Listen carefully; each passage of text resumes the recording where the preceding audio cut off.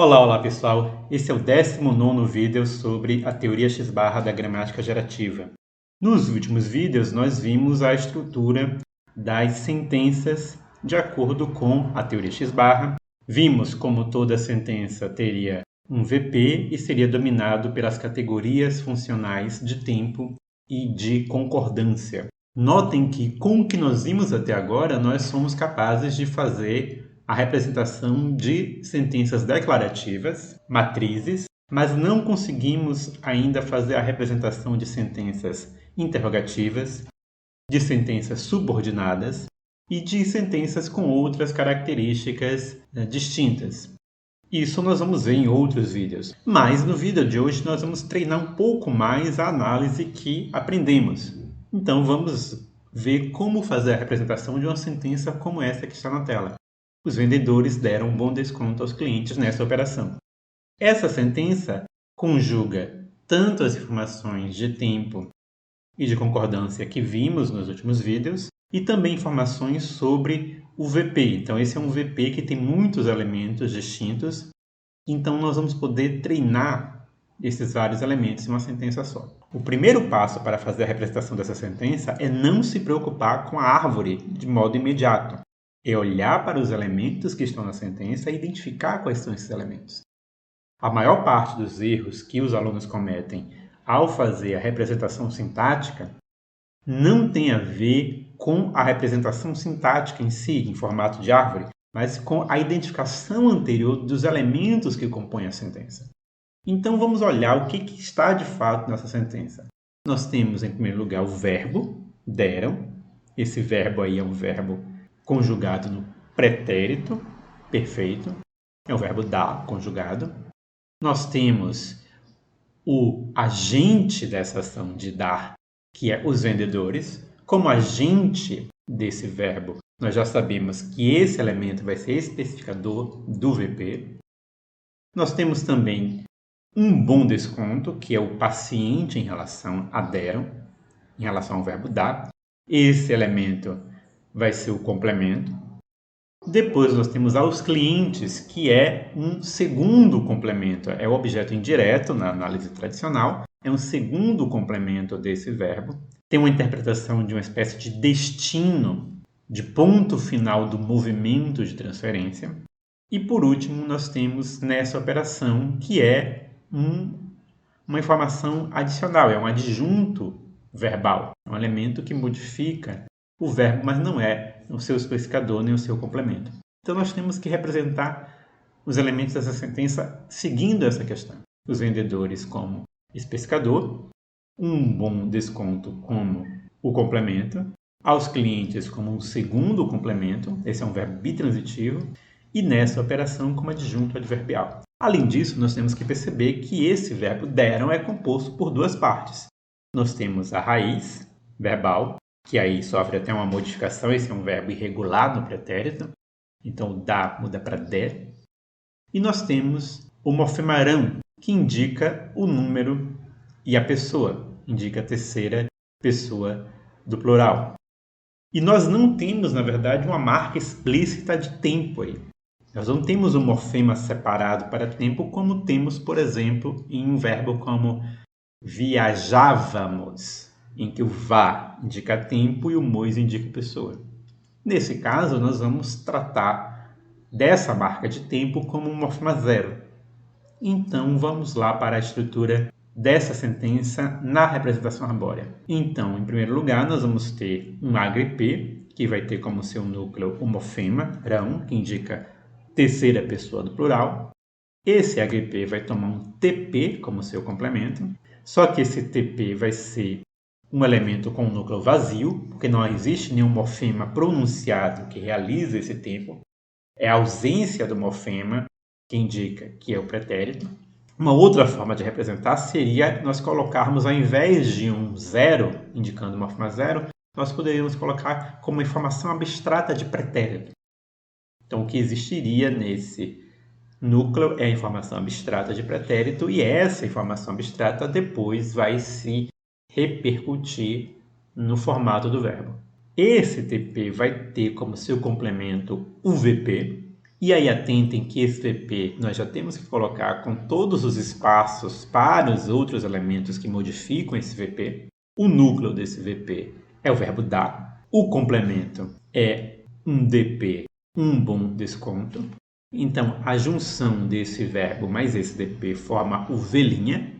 Depois nós vamos ter um outro complemento, então nós vamos ter o acréscimo do PP aos clientes. Então, juntando esse PP ao V', nós vamos ter um outro V', e aqui é importante de seguir essa ordem corretamente, porque se nós temos dois complementos, esses dois complementos devem estar sujeitos, subordinados ao V', porque complemento é necessariamente filho de V'. A forma como nós temos para representar isso é dobrando esse V'. Então, há um V' dominando um bom desconto e o verbo, e há outro V' dominando o PP aos clientes e o V' de baixo.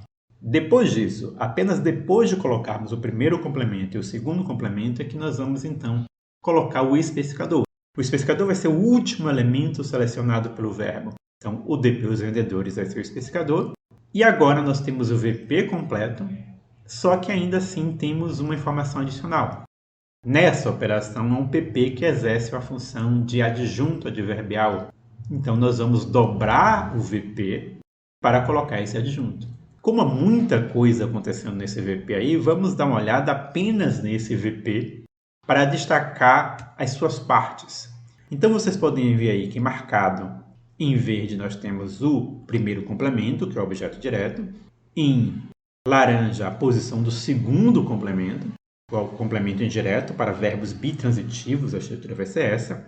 Marcado em azul, nós temos a posição típica do especificador. E marcado em azul claro, a posição típica do adjunto. E essa aí é a estrutura de um VP bitransitivo com um adjunto adverbial. Essa, então, é a nossa estrutura profunda.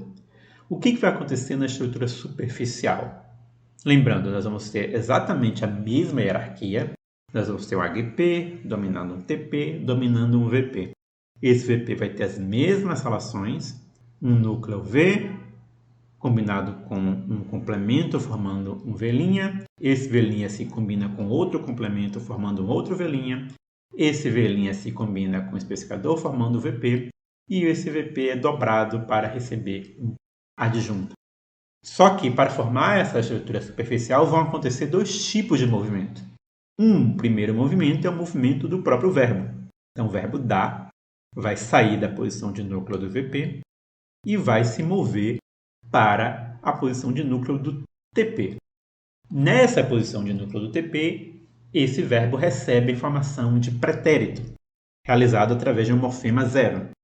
Depois, essa sequência, essa combinação do verbo dar mais o morfema zero, se move para o núcleo de agre, para pegar o morfema de número e pessoa. Então, nós temos aí a formação do verbo deram, com todas as suas informações flexionais. O segundo tipo de movimento é o movimento do sujeito. Essa sentença precisa de um elemento para ser o seu sujeito.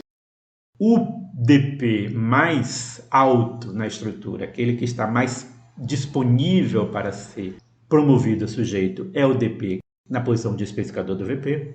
Então, nós vamos ter primeiro o movimento desse DP para a posição de especificador do TP, e nessa posição ele vai estabelecer uma relação com o tempo. E depois o movimento seguinte do especificador de TP para o especificador de agre-P, em que novamente vai haver uma relação entre esse DP e o núcleo funcional, agora o núcleo funcional agre de concordância, que vai checar essa concordância de terceira pessoa do plural entre o sujeito e a morfologia verbal. Antes de terminar, é preciso saber que vocês podem encontrar representações resumidas, em que, ao invés de explicitamente representar um agre-P e um TP, o autor representa apenas um IP, sendo que o IP simboliza essas duas categorias. O IP está ali para que o autor não precise entrar em tantos detalhes com relação à estrutura, mas haveria ali um TP e um IP subentendidos. Esse tipo de representação, então, ficaria como está na tela. Na estrutura profunda, nós temos um IP dominando o VP. O VP tem as mesmas características, a mesma estrutura que nós vimos antes.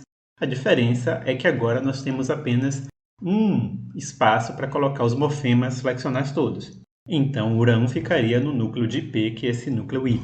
Na representação da estrutura superficial, nós teríamos os movimentos, o movimento do verbo para I e o movimento do sujeito saindo do especificador do VP para o especificador do IP. Isso não significa que não houve dois passos do movimento, que não houve o movimento do verbo para o TP e depois para o AGRIP. Significa apenas que isso está resumido nessa categoria IP para o autor não entrar em detalhes. Mas, como vocês estão começando, eu sugiro que vocês façam a representação completa AGRIP e TP antes de se acostumarem com uma representação resumida, usando apenas IP. Nesse vídeo, então, nós revisamos como é que se faz a análise de um verbo bitransitivo. Enfatizamos que o verbo vai se mover duas vezes para pegar a informação de tempo e a informação de concordância. E que o sujeito também vai se mover duas vezes, vai para o especificador de TP e vai para o especificador de AGRIP. Nesse vídeo nós ficamos por aqui. Nos próximos nós vamos treinar mais a análise de orações. Até a próxima e Deus abençoe vocês.